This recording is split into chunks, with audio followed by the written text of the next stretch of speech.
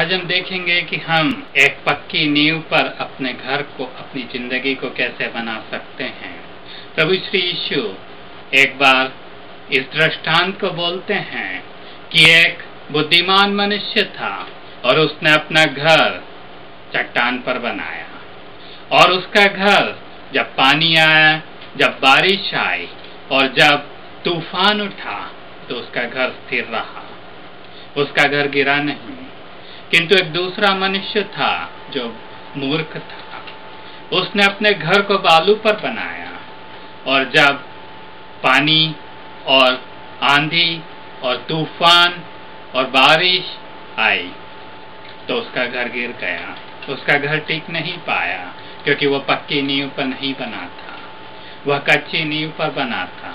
जो बुद्धिमान मनुष्य था उसका घर पक्की नींव पर बना हुआ था, इसलिए वह टिका रहा। और प्रभु श्री यीशु कहते हैं कि वह नींव जो पक्की है वह प्रभु श्री यीशु मसीह स्वयं है। वह स्वयं वह पक्की नींव है जिसके ऊपर बना हुआ घर टिका रहता है। और प्रभु श्री यीशु कहते हैं कि जो कोई मेरी बातों को सुनता है, जो कोई मेरी बातों को मानता है, जो कोई मेरी बातों को आज्ञाओं के अनुसार चलता है, वह उस पक्की नींव पर घर बनाने वाले मनुष्य के समान है। वह ऐसा मनुष्य है जिसने अपने घर को पक्की नींव पर बनाया। संघर्ष आएंगे, परेशानियां आएंगी, समस्याएं आएंगी, किंतु वो व्यक्ति स्थिर रहेगा जिसका घर उस पक्की नींव प्रभु श्री यीशु पर बना हुआ हो।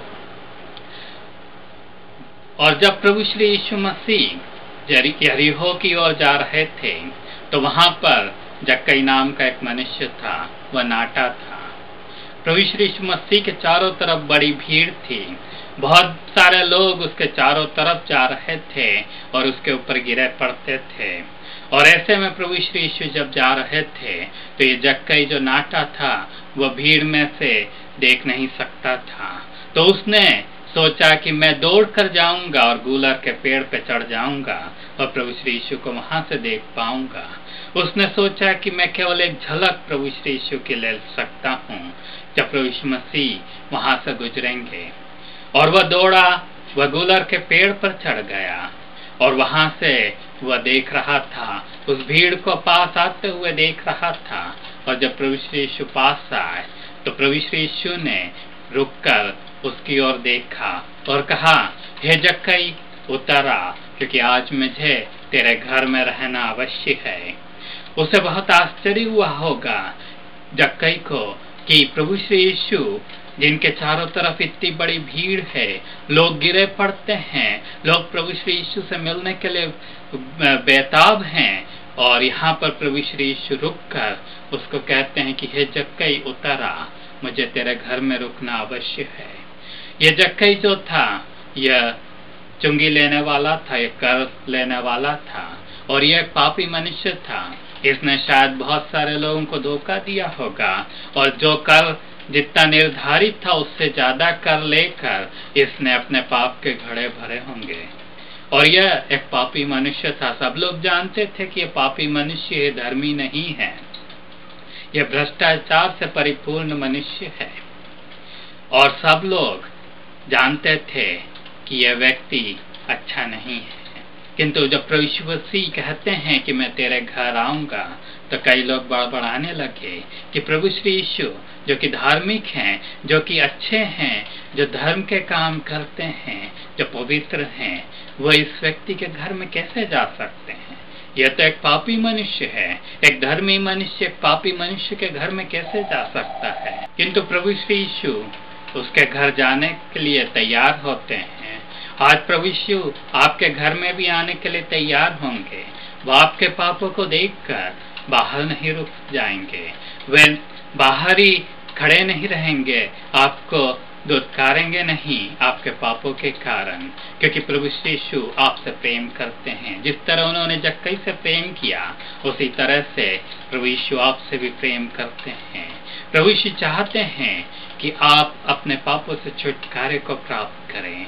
वे आपके पापों के प्रति आपको दुत्कारेंगे नहीं, बल्कि आपके पापों को आपसे दूर करके आपको एक नई जिंदगी देंगे। प्रभु श्री यीशु ने यही काम जक्कई की जिंदगी में किया। प्रभु श्री यीशु जब जक्कई के घर में आए तो जक्कई को समझ में आ गया कि वह एक पापी मनुष्य है, उसने पाप किया है, वह अधर्मी है और उसने अधर्म के कामों के कारण अपनी जिंदगी को बर्बाद किया है। और वो प्रभु श्री यीशु से कहता है, इस बात को पहचानते हुए कि प्रभु श्री यीशु पवित्र मनुष्य हैं और एक पवित्र मनुष्य मेरे घर में आया है, इस बात को जानते हुए प्रभु श्री यीशु से कहता है कि जो कुछ भी मैंने गलती से लिया है, जो कुछ भी मैंने किसी से छीन कर लिया है, जो कर मुझे लेना था उससे ज्यादा कर मैंने ले लिया है, जो रिश्वत मैंने ली है, ये सबको मैं 4 गुना लौटा दूंगा। और प्रभु श्री यीशु से वह विनती करता है।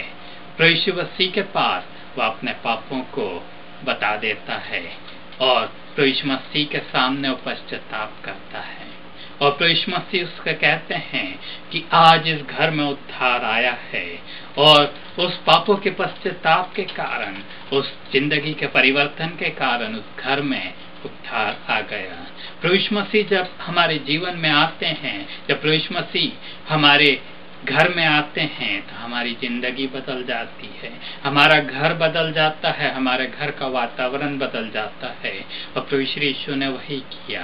जक्कई ने अपने पापों से क्षमा को प्राप्त कर लिया, पापों से छुटकारे को प्राप्त कर लिया।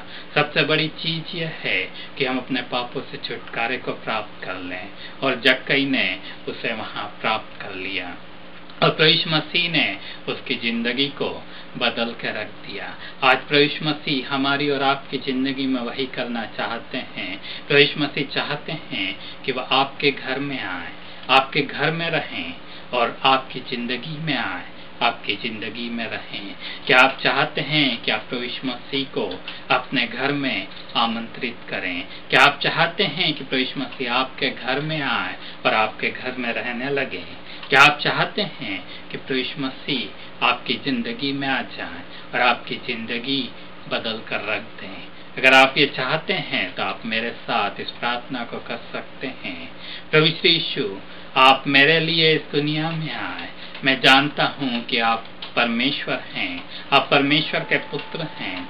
मैं जानता हूँ कि मैं पापी मनुष्य हूँ और मैं उन सारी चीजों को करता हूँ जो मुझे नहीं करना चाहिए। कृपया मेरे पापों को आप मुझे क्षमा कर दीजिए, कृपया मेरे पापों को आप माफ कर दीजिए और मेरी जिंदगी में आ जाइए, मेरे घर में आप आ जाइए, आप मेरे प्रभु बन जाइए, मेरी जिंदगी के प्रभु बन जाइए, मेरे घर के प्रभु बन जाइए और मुझे एक नई जिंदगी दीजिए। प्रभु जी, मैं अपनी जिंदगी को आपके हाथ में आज समर्पित करता हूँ या करती हूँ और मैं इस प्रार्थना को प्रभु यीशु मसीह के नाम से मांगता हूँ या मांगती हूँ।